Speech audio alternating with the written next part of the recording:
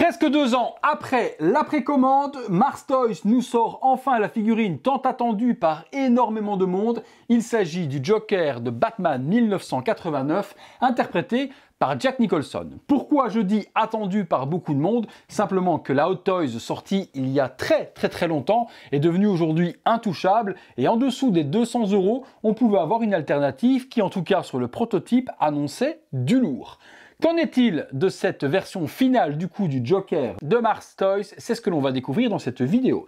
Oui, je vous ferai également un comparatif avec la Hot Toys. On comparera les deux sculptes l'un et l'autre et on comparera les deux figurines exposées l'une à côté de l'autre également afin de voir les différences s'il y en a. On est parti sur le visuel de la boîte, une boîte blanche assez simple, Joker, le Nicholson représenté juste devant avec sa grosse fleur dessinée. Sur le côté on retrouve la Matte 002, c'était d'origine la deuxième figurine que devait sortir Mars Toys. Par contre la production a pris beaucoup plus de temps que prévu. 1/6 scale collectible figure. Sur l'arrière on retrouve le Joker dans son look avec la veste queue de pie, puisque dans le packaging nous découvrirons ensemble qu'il y a également le long trench qui est donc fourni, donc la veste longue. Deux poses assez simples, Mars Toys The Loading Man, c'est comme ça qu'il l'appelait, donc l'homme qui rit, le Facebook de Mars Toys, Warning et tout ce qui va avec. De l'autre côté on revient sur la même chose, Mars Toys figure et puis rien d'autre sur le dessous et sur le dessus. On est parti pour le contenu. Allez, contenu, on découvre ça ensemble. Vous avez été nombreux à la recevoir et vous avez été nombreux à avoir des problèmes sur la réception. Quels sont les problèmes? Certains ont le bout du nez qui a été complètement frotté avec le plastique et il manque de la peinture. Donc un gros spot de peinture enlevé juste sur le bout du nez. Très embêtant. Deuxième problème, des coudes cassés. Ça, il y en a eu beaucoup. Et la jambe également cassée. Pourquoi? Le body a l'air de très mauvaise qualité et a l'air d'être assez fragile. Le packaging, pourtant, quand je le vois juste là, a l'air correct. Bon, pour la tête qui a frotté, bonne question de pourquoi c'est arrivé. On retrouve à l'intérieur tout ceci, la figurine, les différents accessoires, les différentes mains. Je pense qu'il n'y a qu'un seul niveau. C'est bien le cas. Je touche, il n'y a pas d'autre niveau en dessous. Donc malheureusement, j'ai l'impression qu'il n'y a pas de socle avec cette figurine, un petit peu dommage. On prend tout ça et on se détaille tout ça dans le box. Les accessoires de la Mars Toys, on va pas se mentir, ils sont nombreux et je pense même qu'hormis le socle, on a pratiquement tous les accessoires de la Hot Toys. On a, pour commencer, le superbe chapeau magnifique avec le petit liseré. Il est en espèce de feutrine, très bien géré. On verra sur la tête s'il se marie bien, mais de ce que je vois là, c'est de très bonne qualité. Sublime.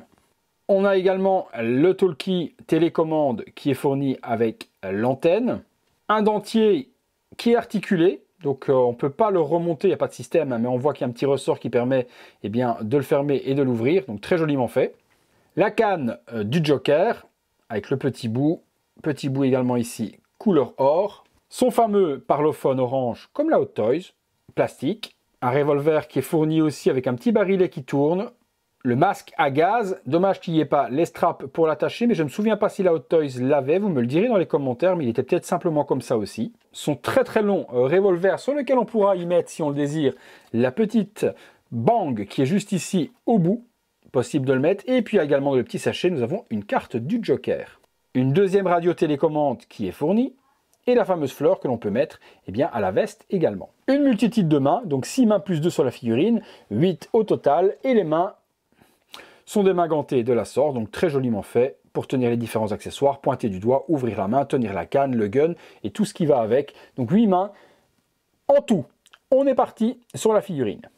Le comparatif tant attendu entre les deux têtes. Alors pour vous, laquelle est la Hot Toys, laquelle est la Mars Toys? Ici vous avez la Hot Toys et ici la Mars Toys. Ça va être vraiment mais alors vraiment très difficile de les différencier, mais c'est surtout dans le regard que tout se fait, quoi. On a un avantage pour moi sur la Hot Toys au niveau du regard, où les yeux sont totalement différents de la Mars Toys. Mars Toys, les yeux sont très grands ouverts. Je ne comprends pas tellement pourquoi est-ce que l'ouverture a été faite de la sorte par rapport à la Hot Toys. Par contre, l'un est le recast de l'autre. C'est clairement la même chose. La séparation de la tête est au même endroit. La coupe également, donc je pense que les amis de chez Mars Toys n'ont pas fait un nouveau sculpte, mais ont recasté celle de chez Hot Toys. Regardons quand même dans les mèches sur le côté. Ouais, c'est quand même très ressemblant sur l'arrière. Ouais, j'ai quand même l'impression que c'est un recast. C'est pas un sculpte indépendant de Mars Toys.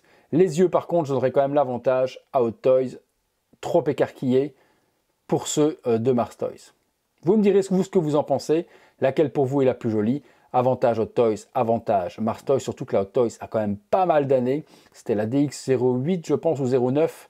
Donc on est à DX19 aujourd'hui. Donc oui, quand même, plus de 10 ans, je dirais, pour la Hot Toys.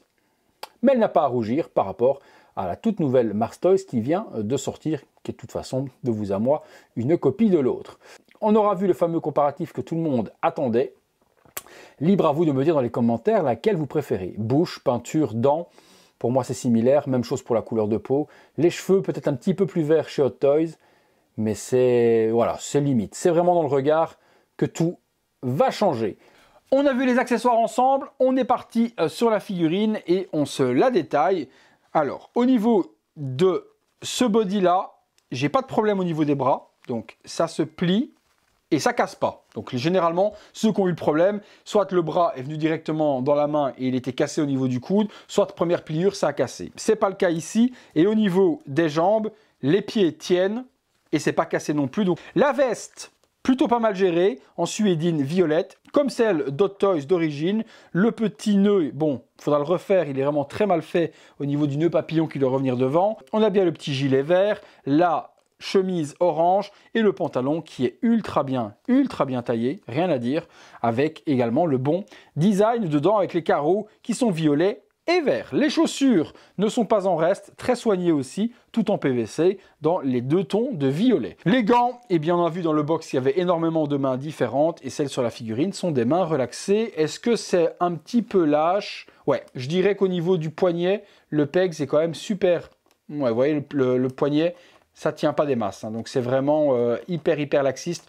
Ouais, le body est quand même à remplacer. Le body, c'est pas ce qui coûte le plus cher. Un bon body à remplacer par rapport à celui-là, c'est dans les 18 € à peu près. Mais bon, on aurait quand même aimé l'avoir d'origine sur la figurine. Et puis on a le système PERS, donc Personal Eye Rolling System, inventé par Hot Toys, qui est derrière la tête. On a les deux petits pegs et on peut régler eh bien l'orientation des yeux. Je regarde si ça marche bien sur cette figurine. Ça marche parfaitement et on peut régler l'autre également. Ok, le système PERS fonctionne de manière optimale et on peut orienter les yeux sur le côté, vers le haut, vers le bas. C'est vous qui choisirez l'orientation que vous aimez. La pupille est bien dessinée et on a plein de petites veines rouges également de détails dans les yeux, du plus bel effet. La partie à l'arrière s'emboîte de la sorte et oui, c'est un petit peu visible dans la coupe des cheveux ici tout autour, mais de face, c'est quelque chose que vous ne verrez totalement pas. Et voilà, figurine tournant sur elle-même, Mars Toys Joker, pour qu'on puisse découvrir eh bien, le détail du costume. Pour le moment, elle est exposée avec la veste longue. Je vous ferai également les poses avec la veste courte. Donc là, on retrouve le Joker dans sa veste violette suédine avec petit pantalon carreau. On voit la petite jonction dans les cheveux tout de même lorsqu'on va être de profil, de face. C'est pas quelque chose qui va vraiment gêner. On s'accessoirise ce petit Joker et on regarde ce que ça donne avec différentes poses. C'est parti. Voilà, première petite pose pointant du doigt et l'autre main vers l'arrière. On va faire 2-3 poses pour vous montrer les différentes possibilités d'accessoires et de look. La même pose avec le chapeau match parfaitement, lui donne vraiment le look Nicholson 89. Pour moi, il faut vraiment l'exposer avec, c'est vraiment la pose la plus jolie de cette figurine, c'est chapeauté. Petite pose supplémentaire avec la canne dans la main, l'autre, une pose un petit peu clownesque, on lui met le chapeau. Voilà, petite pose en plus avec la tête un petit peu plus inclinée et le chapeau cette fois-ci. Avec le chapeau de nouveau, ça donne quand même quelque chose de super joli. J'adore cette petite pose. Vraiment lui donner, vous voyez, elle tient facilement avec un petit socle, il suffit juste de relever un petit peu la jambe. On continue, une petite pause en plus sur le Joker, s'appuyant sur sa canne. Et une dernière petite pause, on terminera là-dessus avec le parlophone dans la main et le chapeau dans l'autre. Petite pose qui est super jolie également à faire sur le personnage.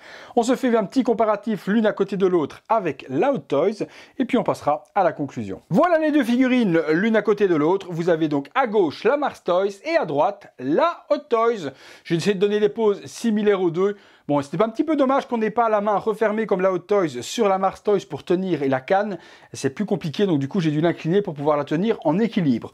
Mis à part ça, on va donner des finitions un petit peu plus détaillées sur la Hot Toys. Les boutons sur le gilet vert par exemple aux meilleurs endroits sur la Hot Toys. La maille du pantalon un petit peu plus fine sur la Hot Toys. La veste violette, que ce soit la longue ou la courte, on va dire que la Hot Toys est également un petit peu mieux taillée, un petit peu mieux tailorée. On va passer tout de suite, les amis, à la conclusion. Voilà les amis, conclusion sur cette Mars Toys. On va pas se mentir, ils ont fait du très bon boulot. Par rapport à Hot Toys, ce serait triste aujourd'hui de dire que la Mars Toys surpasse la Hot Toys.